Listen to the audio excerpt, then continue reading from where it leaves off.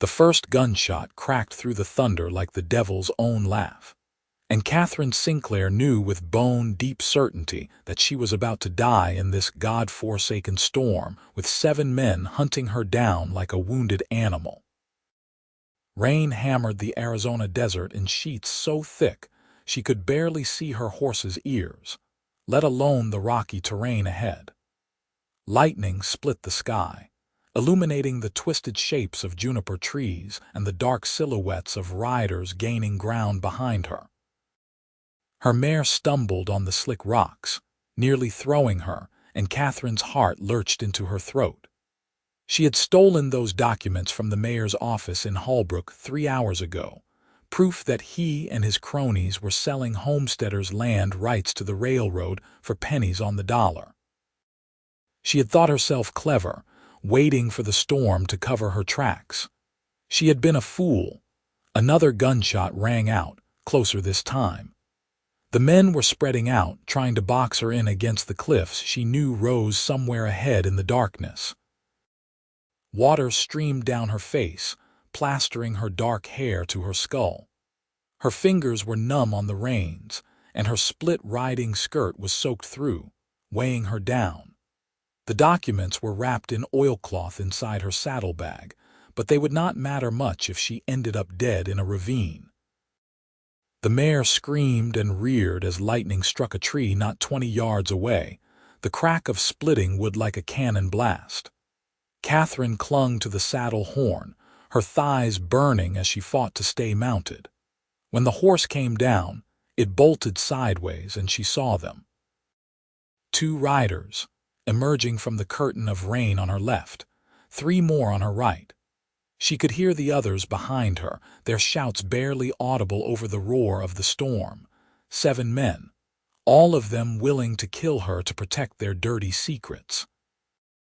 She yanked the reins hard, steering the mare toward what looked like a gap between the riders on the right. If she could just break through, if she could reach the old Spanish mission ruins she had seen on her way into town, maybe she could hole up and defend herself. But the gap closed before she reached it, and suddenly a rider loomed directly in front of her, his rifle raised.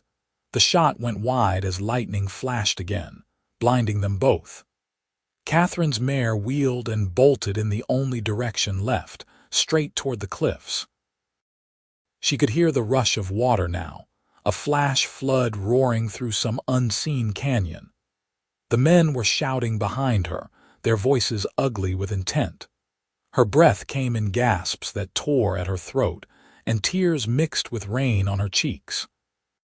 She was 22 years old, and she was going to die without ever seeing justice done, without ever experiencing half the things she had dreamed about. The cliff face materialized out of the darkness like a wall, and she hauled on the reins with all her strength. The mare slid in the mud, hooves scrabbling for purchase. They stopped with inches to spare, the ground crumbling away beneath them to reveal a steep drop into churning water below. Katherine's stomach dropped as she realized she had nowhere left to run. The 7 riders were closing in, forming a semicircle that trapped her against the cliff edge. Then a different sound cut through the storm. More gunshots, but not aimed at her. The rider closest to her left jerked and fell from his saddle. Another shot, and a second man went down. The remaining riders wheeled their horses in confusion, trying to find the new threat. 3 more shots rang out in rapid succession, each one finding its mark with deadly precision. 5 men lay dead or dying in the mud before Katherine could even process what was happening. The 2 remaining riders did not wait to see who was shooting at them. They spurred their horses and vanished into the storm, their retreat so hasty that one of them dropped his rifle in the mud. Katherine sat frozen on her trembling mare, her mind unable to catch up with her racing heart. Someone had just saved her life. Someone who could shoot like an angel of death in the middle of a blinding storm. A horse emerged from the downpour, and atop it sat a man whose silhouette was burned into her vision by another flash of lightning. Tall and lean, with a dark duster that hung nearly to his stirrups and a wide-brimmed hat pulled low against the rain. He held a rifle in one hand, the barrel still smoking despite the deluge. As he drew closer, she could make out a sun-weathered face, a strong jaw dark with several days' stubble and eyes that seemed to see straight through her even in the darkness. "You hurt?" His voice was rough like gravel and whiskey, but there was concern in it that made her throat tighten. "No." The word came out as barely a whisper. She tried again. "No, I am not hurt. You just killed 5 men. They were trying to kill you." He said it matter-of-factly, as if it explained everything. He urged his horse closer, his gaze sweeping over her with an intensity that made her shiver for reasons that had nothing to do with the cold rain. "We need to move. Those other 2 might come back with reinforcements, and we are sitting ducks out here.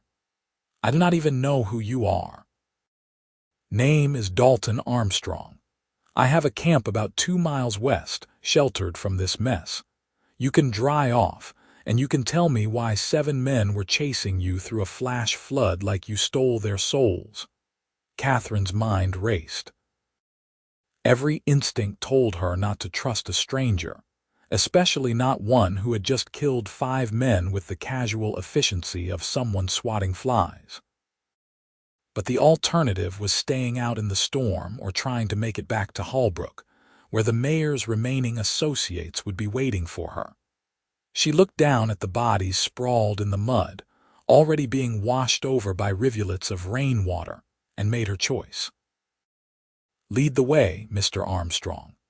He nodded once and turned his horse westward. Katherine followed, her mare content to trail his larger gelding through the treacherous terrain. The storm showed no signs of letting up, but Dalton seemed to navigate by some internal compass that never wavered. 20 minutes later, they ducked under an overhang of rock that opened into a shallow cave, barely visible from the outside. Inside, someone had built a small fire ring, and there were supplies stacked against one wall, covered with canvas tarps. Dalton dismounted and helped her down, his hands firm on her waist. The touch sent unexpected warmth through her chilled body. He saw to the horses first, stripping off their saddles and rubbing them down with practiced efficiency. Katherine stood dripping on the cave floor, suddenly feeling foolish and very aware that she was alone with a man she did not know, miles from anyone who might help her. As if reading her thoughts, Dalton gestured to the supplies. "There is a blanket in that pack. Get yourself wrapped up before you catch your death. I will get a fire going." His tone was matter-of-fact, almost businesslike, and somehow that steadied her nerves. She found the blanket and turned her back while she peeled off her soaked jacket and wrapped the rough wool around her shoulders. Behind her, she heard the scrape of flint and steel, and soon a small fire was crackling to life, its warmth reaching out to her like a blessing. When she turned back, Dalton was hanging their wet things on a line he had strung between 2 rocks. He had removed his duster and hat, revealing thick dark hair that curled slightly from the damp. He moved with the easy confidence of a man comfortable in his own skin, never wasted a motion, never second-guessed himself. Katherine found herself staring and forced her gaze away. "Thank you," she said quietly, "for saving my life." He glanced at her, and in the firelight she could see his eyes were a startling gray-green, like the desert after rain. "You going to tell me what that was about?" Katherine hesitated, then reached for her saddlebag. The oilcloth had done its job. The documents inside were dry. She pulled them out and held them toward the fire so he could see. "The mayor of Holbrook and 6 other men have been stealing land from homesteaders, forging signatures, bribing officials, the whole rotten mess. These papers prove it. I work as a clerk in the county office, and I have been gathering evidence for months. Tonight I finally got what I needed." Dalton took the papers from her, his fingers brushing hers. He studied the documents with a focus that suggested he was more educated than his rough exterior might indicate. After a long moment, he handed them back. "You were willing to die for this." It was not a question, but Katherine answered anyway. "My father was one of the homesteaders they cheated. He lost everything. Drank himself to death last winter because he could not live with the shame of losing the land his own father had worked to buy." Her voice cracked, and she steadied it with effort. "So yes, I was willing to die for this. These men destroyed my family. They have destroyed dozens of families." Dalton was quiet for a moment, his gaze on the fire. "Your father," he said finally, "was he Thomas Sinclair? Had a claim about 15 miles northeast of town near the old mission." Katherine's breath caught. "You knew him, met him once or twice. Seemed like a good man. Honest." Dalton's jaw tightened. "I did not know he had passed. I am sorry." The simple sincerity in his voice nearly undid her. Katherine blinked hard against the sudden sting of tears. "How did you happen to be out there tonight, in the middle of the storm?" "I was tracking someone." "Different matter entirely." He poked at the fire with a stick, sending sparks spiraling upward. "Heard the gunshots and figured someone was in trouble. Turns out I was right. You are not a lawman." It was not a question. She had seen enough lawmen to recognize the type, and Dalton Armstrong was something else entirely. Not anymore. Used to be a marshal up in Colorado Territory. That was a long time ago. He settled back against the cave wall, his long legs stretched out toward the fire. "These days I take odd jobs. Track down missing persons sometimes. Help people who need helping. Like a guardian angel with a rifle." The corner of his mouth quirked upward, the first hint of a smile she had seen. "Would not go that far. I have done things that would bar me from heaven, Miss Sinclair. Katherine. And I think saving someone's life must count for something. Katherine." He said her name slowly, as if tasting it. "Pretty name for a brave fool of a woman." "Excuse me, going up against 7 armed men alone in the middle of a storm. That takes either tremendous courage or tremendous stupidity. Maybe both." Katherine felt heat rise to her cheeks that had nothing to do with the fire. "I did not have much choice. No one else was going to stand up to them." "What about the sheriff? The territorial marshal?" "The sheriff is one of the 7 names on those documents. The territorial marshal is 3 weeks away in Santa Fe, and by the time I could get to him, every piece of evidence would have disappeared, and I would probably be dead in a convenient accident." She pulled the blanket tighter around herself. "I know what you think, that I should have been patient, should have found another way. But I watched my father waste away for months, Mr. Armstrong. I watched him lose his will to live. I am done being patient." Dalton studied her for a long moment, and Katherine met his gaze without flinching. Finally, he nodded. "Fair enough. So what is your plan now? Those documents will not do you much good if you are dead, and you can bet the mayor will have every man he can hire looking for you come morning." "I need to get to the territorial capital. There is a federal judge there who is honest. If I can get these papers to him, he can start an investigation that the mayor cannot stop. That is a week's hard ride from here. Maybe more if the storm has washed out the roads." "Then I had better get started at first light. You will be dead before you make it 10 miles. They will be watching every road out of town." Dalton leaned forward, his eyes intense. "You need help, Katherine. You need someone who knows the back trails, who can keep you alive long enough to get where you are going." Her heart skipped a beat. "Are you offering?"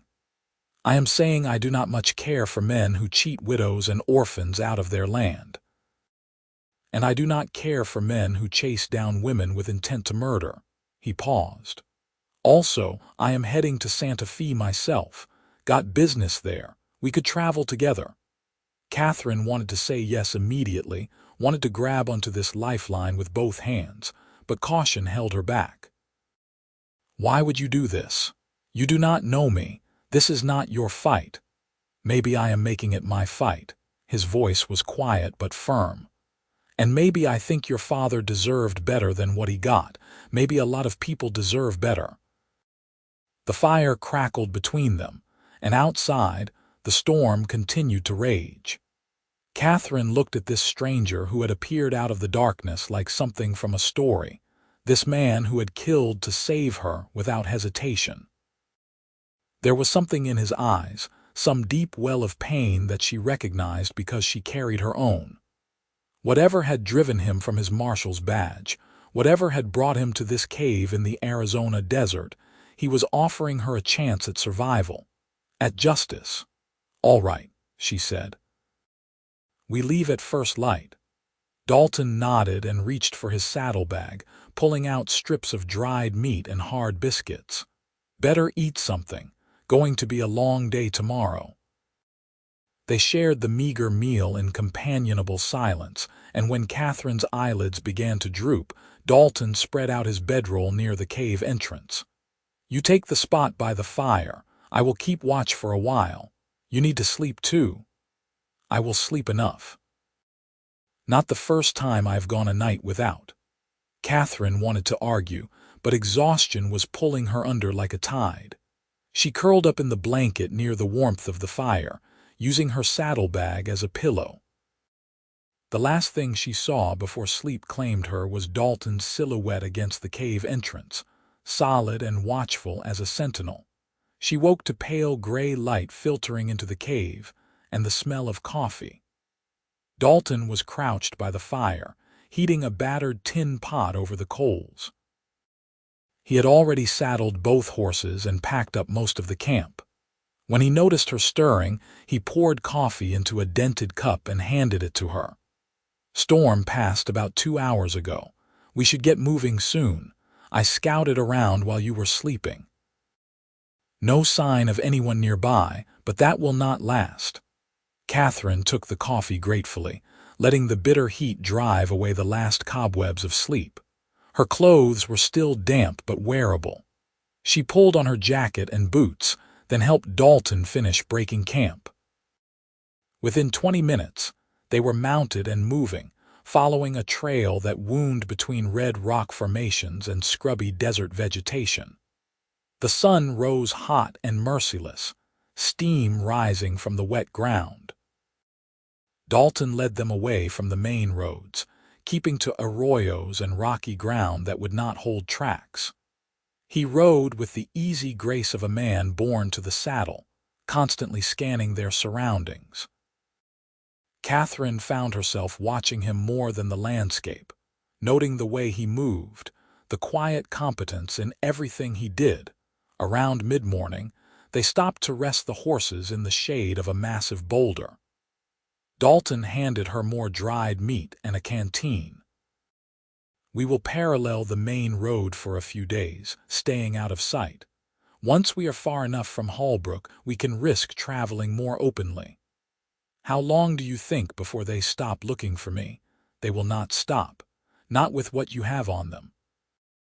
But we just need to stay ahead of them long enough to get you to Santa Fe." He took a drink from his own canteen, his gaze on the horizon. "Tell me about yourself, Katherine. What made you brave enough to take on corrupt men with guns?" She was quiet for a moment, considering how much to share. But something about Dalton invited honesty. "My mother died when I was 12. After that, it was just my father and me. He taught me to read, to think for myself, to believe in justice. When he lost the land, it broke something in him. He stopped believing in anything." She swallowed hard. "I could not let that be for nothing. I could not let them win. He would be proud of you." The words, spoken so simply, hit her like a physical blow. Tears burned her eyes and she blinked them back furiously. "What about you? What made you stop being a marshal?" Dalton's expression closed off and she thought he would not answer. But after a long pause, he spoke. "I killed the wrong man, or maybe it was the right man for the wrong reasons. I do not know any more." He stared at his hands. There was a banker up in Denver who was stealing from his clients, ruining people just like your mayor. I went after him with a warrant and he resisted, drew on me. I shot him, clean and legal. But afterward I found out his family had no idea what he had been doing, his wife, his 3 daughters. They lost everything when the truth came out. That was not your fault. Was not it? I could have found another way, could have arrested him quiet, given him a chance to make restitution. Instead, I was so focused on justice that I did not think about the innocents who would be hurt. His jaw worked. I turned in my badge the next day. Have not worn one since. Katherine understood then, the pain she had seen in his eyes. He was a man who had devoted himself to justice, only to learn that justice sometimes came with a cost too high to bear. And yet here he was, helping her pursue the very thing that had broken him. "I am sorry," she said quietly. "Do not be. I made my choice." He stood, brushing dust from his trousers. "We should keep moving." They rode through the heat of the day, and as the hours passed, Katherine found herself falling into an easy rhythm with Dalton. He pointed out landmarks, showed her how to read the land for water and shelter. He talked about his years as a marshal, the places he had been, the people he had met. She told him about her work in the county office, the small rebellions she had engaged in, the careful way she had built her case against the mayor. When evening came, they made camp in a narrow canyon with a trickle of water running through it. Dalton shot a rabbit for dinner and Katherine gathered firewood. They worked together like a team, each anticipating what the other needed. Over the meal, their conversation grew more personal. He asked about her dreams, what she wanted to do after all this was over. She found herself admitting things she had never told anyone, about her desire to study law, to become an advocate for people who had no voice. "You could do it," Dalton said, watching her across the fire. "You have got the mind for it, the heart too. Women cannot practice law in most territories. Most is not all, and things are changing. Slowly, but they are changing." He smiled, and the expression transformed his face, made him look younger, less careworn. "I think you could change them faster if you set your mind to it." Katherine felt warmth spread through her chest that had nothing to do with the fire. She realized with a start that she was developing feelings for this man, this stranger who had ridden into her life barely 24 hours ago. It should have frightened her. Instead, it felt like the most natural thing in the world. That night, as they settled down to sleep on opposite sides of the fire, Katherine found herself acutely aware of Dalton's presence. She could hear his breathing, steady and even, could see the rise and fall of his chest in the firelight. When she finally slept, she dreamed of gray-green eyes and strong hands, of a voice like gravel and whiskey saying her name. The next 3 days followed a similar pattern. They traveled hard, staying off the main roads, stopping only to rest the horses and snatch a few hours of sleep. Dalton taught her to shoot better, to track, to move silently through the brush. Katherine found herself growing stronger, more confident. The fear that had dogged her since fleeing Holbrook began to fade, replaced by something else. Something that had to do with the way Dalton looked at her when he thought she was not watching. The way his hand lingered on hers when he helped her mount her horse. On the 4th evening, they made camp in a cottonwood grove near a stream. The setting sun painted the sky in shades of gold and crimson, and the air was finally beginning to cool. Katherine knelt by the water to refill their canteens, and when she looked up, Dalton was standing a few feet away, watching her with an expression that made her breath catch. "Katherine," he said, and there was something in his voice that had not been there before, something raw and uncertain. She stood slowly, water dripping from her hands. "Yes." He closed the distance between them in 2 long strides. "I need to tell you something." And you can laugh at me if you want, or tell me I am 7 kinds of fool, but I need to say it. Her heart was pounding so hard she was sure he could hear it. Say what? I have not felt this way about anyone in longer than I can remember. Hell, maybe I have never felt this way. You are brave and smart and beautiful, and every time I look at you, I think about how close I came to not being there that night. How close you came to dying before I ever met you. He reached out, his fingers brushing her cheek with a gentleness that seemed impossible from hands that could kill so efficiently. I know this is fast. I know it is probably crazy, but I need you to know that if you will have me, I want to stand beside you through this. And after. If you will let me. Katherine could not breathe, could not think. She reached up and covered his hand with hers, holding it against her face. Dalton, I feel the same way. I did not want to, did not plan to, but I cannot help it. You make me feel safe and seen and alive in a way I have never experienced. His other hand came up to cup her face, and then he was kissing her. It was not a gentle kiss, not tentative or questioning.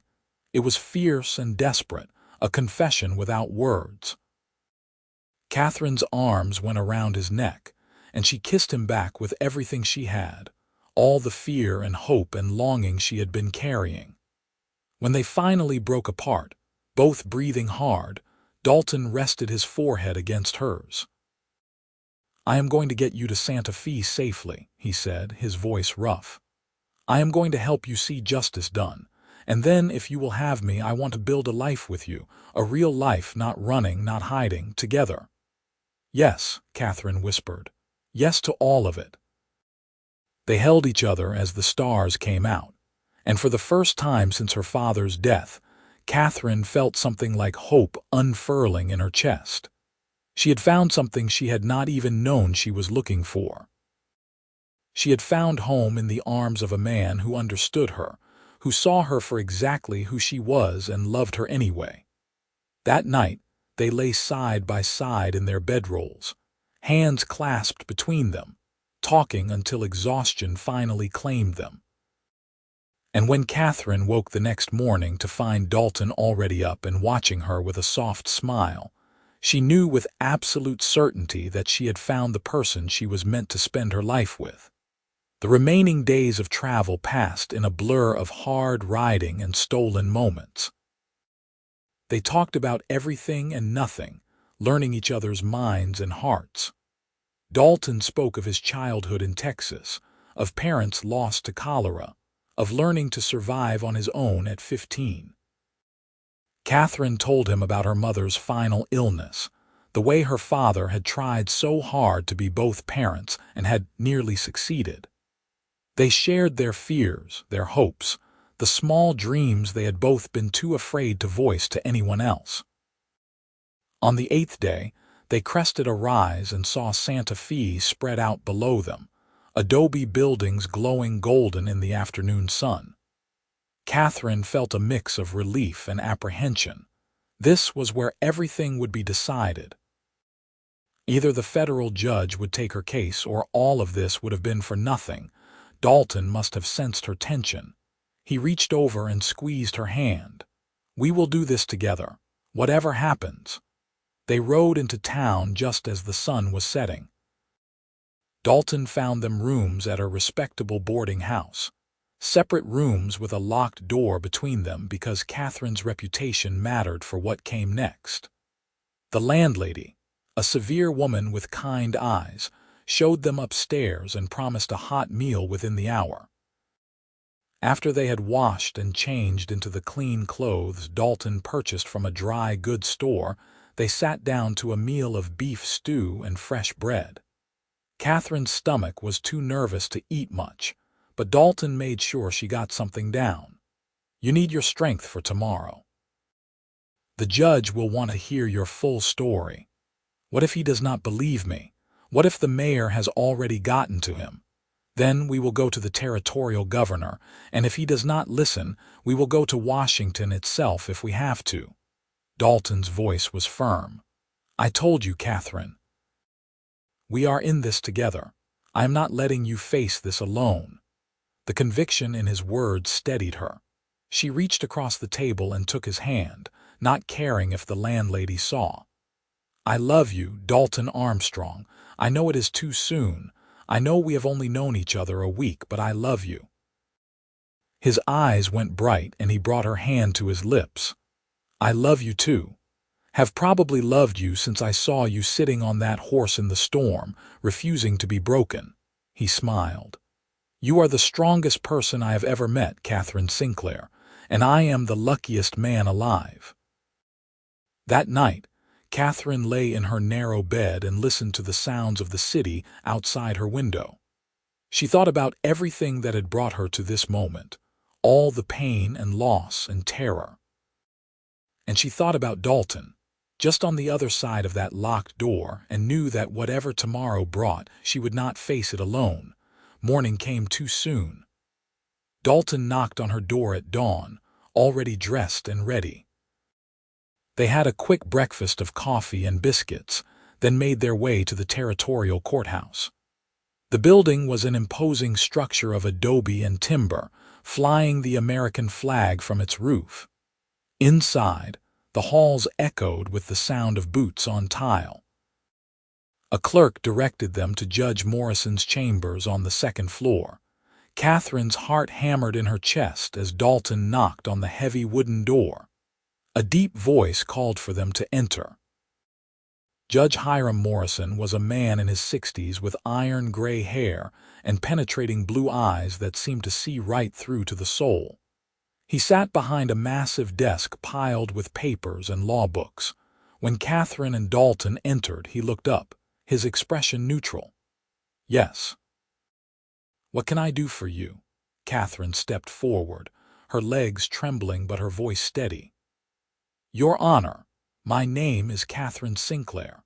I have evidence of a criminal conspiracy involving the mayor of Holbrook and 6 other men who have been defrauding homesteaders of their land. I am here to request a formal investigation." The judge's eyebrows rose. "That is quite an accusation, Miss Sinclair. I hope you have substantial proof." "I do, sir." She placed the oilcloth-wrapped documents on his desk. Forged signatures, bribed officials, illegal sales to the railroad. "It is all documented here. These men destroyed my father and dozens of other families. They need to be held accountable." Judge Morrison unwrapped the documents and began to read. The only sound in the room was the rustle of paper and the ticking of a grandfather clock in the corner. Katherine stood rigid, barely breathing. Dalton moved to stand beside her, his presence a silent support. After what felt like an eternity, the judge looked up. His expression had changed from neutral to grim. "Miss Sinclair, do you understand that bringing these charges will make you powerful enemies? Men who will stop at nothing to protect themselves. They have already tried to kill me once, Your Honor. 7 men chased me through a flash flood, and my companion here was forced to defend my life." She met his gaze without flinching. "I am prepared to testify, to face whatever comes. These men need to answer for what they have done." Judge Morrison studied her for a long moment, then nodded slowly. "Very well. I will issue warrants for the arrest of all 7 men named in these documents. I will also send a federal marshal to Holbrook to secure any additional evidence and protect potential witnesses." He turned his attention to Dalton. "And you are Dalton Armstrong, Your Honor, former marshal out of Colorado.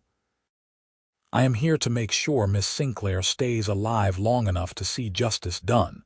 Recognition flickered in the judge's eyes. "Armstrong, I remember you. You had a good reputation before you resigned. Glad to see you have not lost your sense of duty." He stood and extended his hand across the desk. "Thank you both for bringing this to my attention. It will take a few weeks to build the case, and I will need Miss Sinclair to remain available for testimony." "We will be staying in Santa Fe, Your Honor," Katherine said, shaking his hand. "At the Thornton boarding house." "Good. I will be in touch." The judge's expression softened slightly. "Your father would be proud of you, Miss Sinclair. What you have done took remarkable courage." Katherine felt tears prick her eyes, but she blinked them back. "Thank you, sir." Outside the courthouse, the morning sun was bright and warm. Katherine felt as if a great weight had been lifted from her shoulders. She turned to Dalton, and before she could say anything, he swept her into his arms and kissed her soundly, right there on the courthouse steps in full view of anyone passing by. When he set her down, she was laughing, giddy with relief and joy. "We did it. We actually did it." "You did it," Dalton corrected, his hands on her waist. "I just kept you alive long enough. You did more than that." She reached up to touch his face, marveling that this man was hers. "You gave me the courage to see it through. You gave me hope. Then we are even, because you gave me a reason to believe in justice again." He kissed her forehead gently. "Come on. Let us go celebrate. I think I saw a restaurant near the plaza that looked promising." They spent the rest of the day exploring Santa Fe, walking hand in hand through the narrow streets like any other courting couple. They had lunch at a cafe overlooking the plaza, dinner at a proper restaurant with white tablecloths and candles. Dalton was attentive and charming, making Katherine laugh with stories from his martial days. She felt lighter than she had in months, almost drunk on happiness. That evening they sat on a bench near the plaza, watching the stars come out. Dalton had his arm around her shoulders and Katherine leaned into his warmth, content to just be. "I have been thinking," Dalton said after a while, "about what comes next, after the trial." Katherine turned to look at him. "What have you been thinking?" "I have saved up some money over the years. Enough to buy a small ranch, maybe. Nothing fancy, but good land with water." He paused, seeming to gather his courage. "I know this is fast. I know people will say we are crazy. But Katherine, I want to marry you. I want to build that ranch with you, raise horses or cattle or whatever you want. I want to wake up next to you every morning for the rest of my life." Katherine's heart felt too big for her chest. "Yes," she said, the word tumbling out in a rush. "Yes, I will marry you. I want all of that, everything you just said." Dalton let out a breath that was half laugh, half sob. He pulled her close and kissed her with a tenderness that made her melt. "I will make you happy, Katherine, I swear it." "You already do," she whispered against his lips. They were married 3 days later by a justice of the peace, with the landlady and her husband standing as witnesses. Katherine wore a simple dress of pale blue cotton that Dalton had bought for her, and he wore his best shirt and a string tie. It was nothing like the wedding she had imagined as a girl, but it was perfect. When the justice pronounced them man and wife, and Dalton kissed her, Katherine felt as if her heart would burst with joy. The weeks that followed were the happiest of Katherine's life. She and Dalton rented a small house on the edge of town while they waited for the trial to begin. During the day, Katherine met with Judge Morrison and the federal attorneys, going over her evidence and preparing her testimony.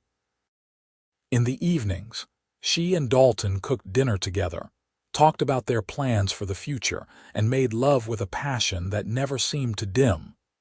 The trial, when it finally came, was a sensation. The courtroom was packed with spectators, including reporters from newspapers as far away as Denver and San Francisco. The mayor of Holbrook and his associates arrived in chains, glaring at Katherine with undisguised hatred. But she did not flinch. With Dalton sitting in the front row, his steady presence giving her strength, she took the stand and told her story. She detailed the forgeries, the bribes, the systematic theft of land from families who had trusted the system to protect them. She spoke about her father, about watching him waste away from shame and despair. Her voice never wavered, not even when the defense attorneys tried to tear her apart on cross-examination. She had the truth on her side and the evidence to back it up. The trial lasted 2 weeks. In the end, all 7 men were found guilty. The mayor and the sheriff received sentences of 20 years in federal prison. The others received sentences ranging from 10 to 15 years. When the verdict was read, Katherine felt a wave of emotion so strong it nearly knocked her over. Dalton was there instantly, his arm around her, holding her up. "It is over," he murmured into her hair. "You did it, Katherine. You got justice for your father, for all of them." She cried then, not tears of sadness but of relief and vindication. She had done what she set out to do. She had made them pay. After the trial, Katherine and Dalton left Santa Fe and headed north into Colorado. Dalton had found a property he liked, a small ranch in a valley with good grass and a clear stream running through it. The house was modest but sturdy, with 2 bedrooms and a wide porch that looked out over the land. They moved in on a warm day in late June, carrying their few possessions through the front door as man and wife. That first night, they sat on the porch and watched the sun set over the mountains. Dalton had his arm around Katherine and she had her head on his shoulder. "This is it," he said softly, "our fresh start, our future." "I love it," Katherine said, and she meant it. "I love you. I love you too." He turned to kiss her, slow and deep. "Always." The next year was one of hard work and steady joy. They built up the ranch together, buying cattle and horses, repairing fences, planting a garden. Katherine discovered she had a talent for ranching, for reading the land and the animals. Dalton taught her everything he knew, and they worked side by side from dawn to dusk. In the evenings, they would sit together and read, or Katherine would work on her studies. She had decided to pursue her dream of studying law, and Dalton supported her completely. He ordered law books from back east, and she devoured them, teaching herself contracts and torts and constitutional law. Dalton would quiz her, playing the role of opposing counsel, and they would argue cases by the fire until they were both laughing too hard to continue. In the spring of their 2nd year of marriage, Katherine discovered she was pregnant. She told Dalton one morning over breakfast, her hands shaking as she set down her coffee cup. "I am going to have a baby. In the fall, I think."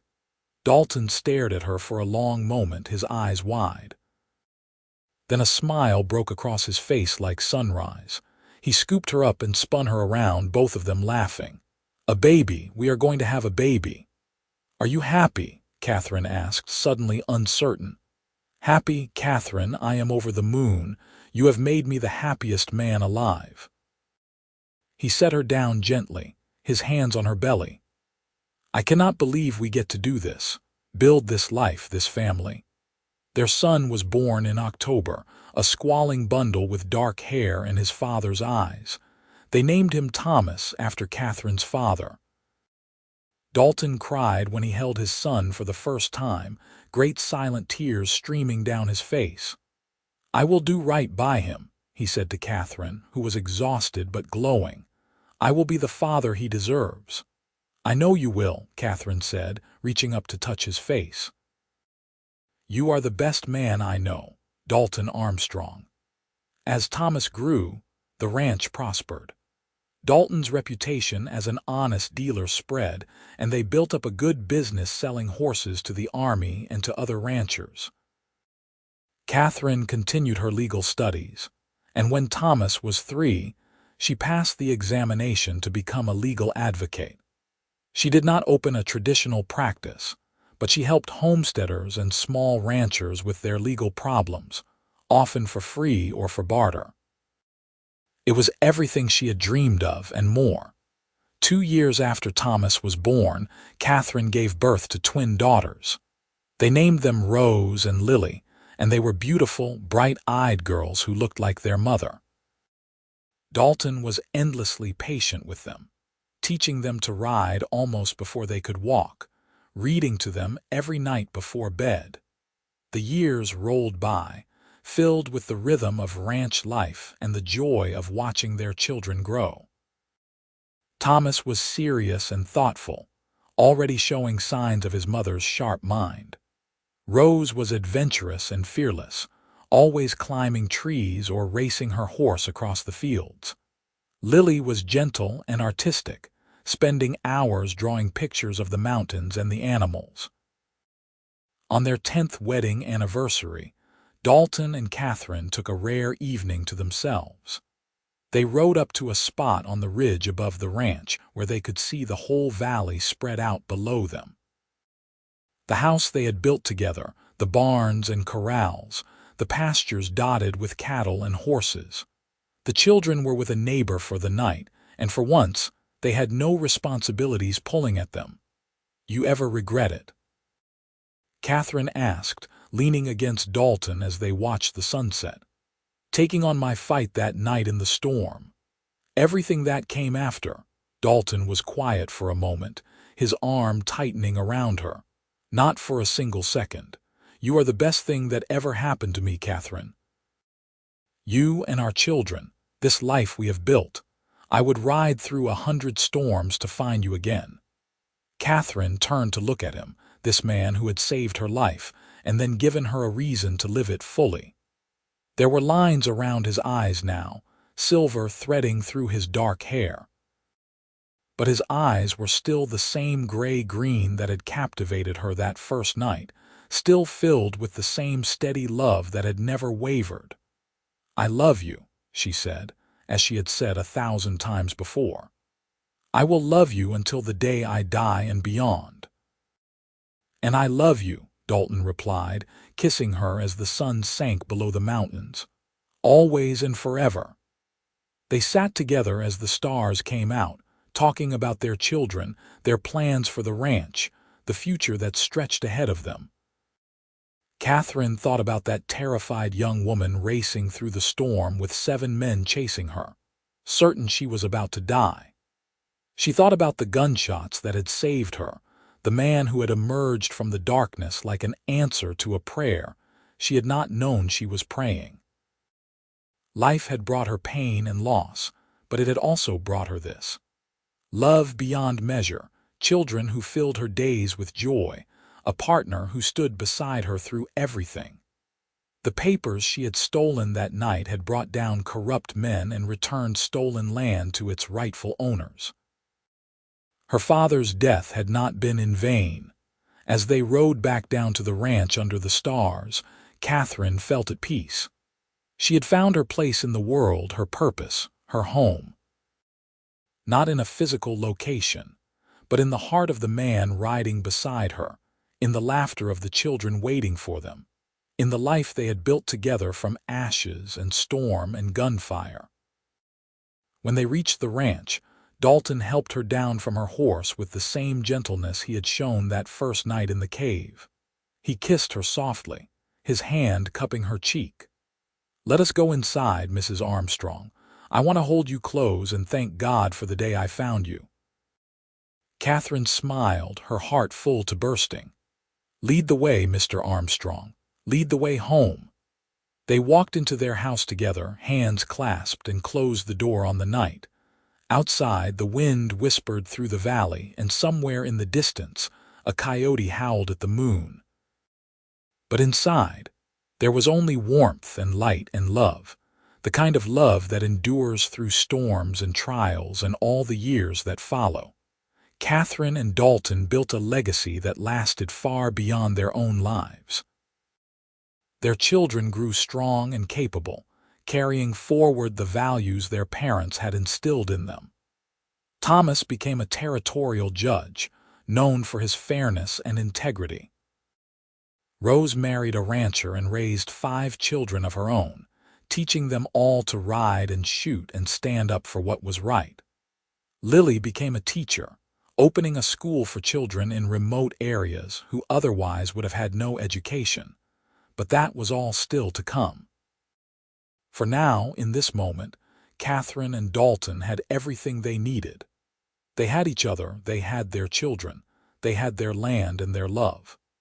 On a night 10 years earlier, 7 men had chased a young woman through a storm, and a cowboy had shot 5 of them to save her life. The other 2 had run and never come back, disappearing into the night like the cowards they were. From that violence and terror had come something beautiful. A love story written in gunsmoke and starlight, in courage and devotion, in the wild heart of the American West. It was a story they would tell their grandchildren someday, sitting on this same porch, watching the sun set over the mountains they called home. But the best part of the story was this: it was not over. It would never be over as long as they drew breath and held each other close. Because true love, the kind forged in fire and storm, does not end.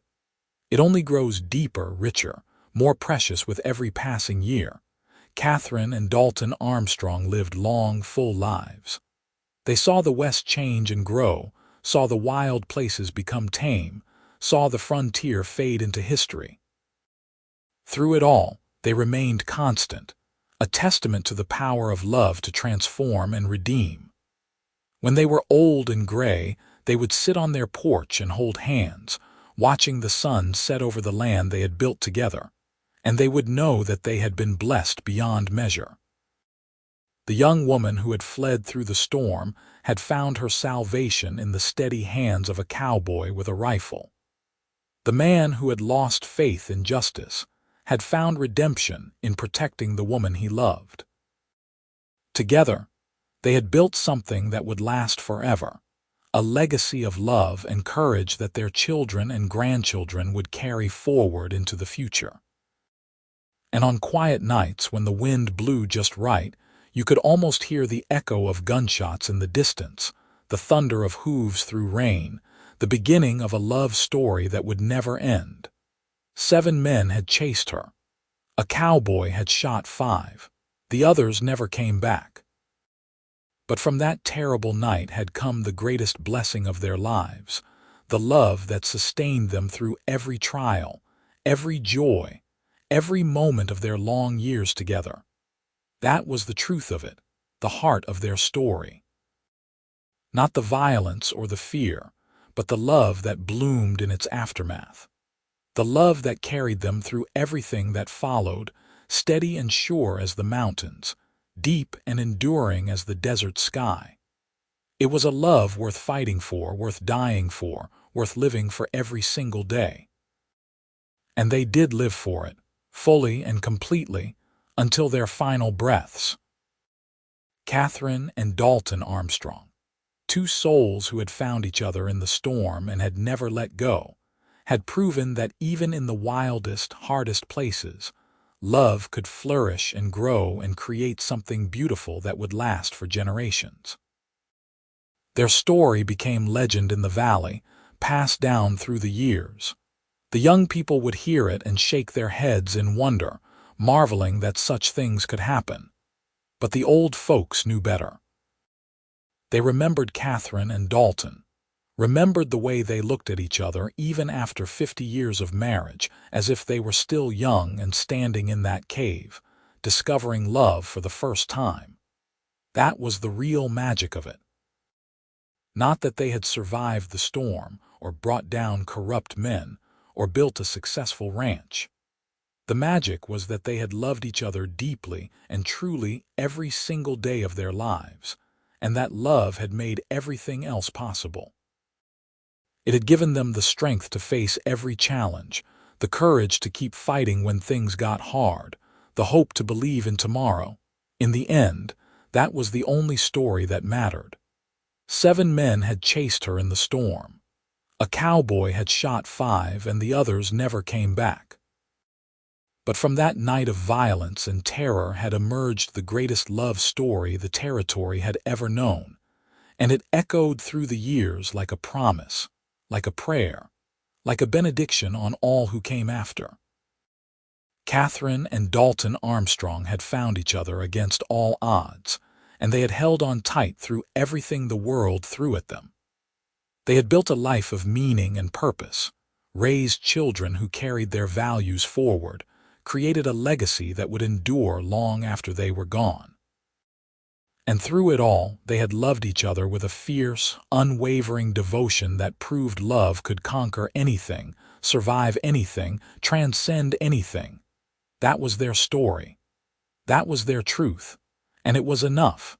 More than enough. It was everything.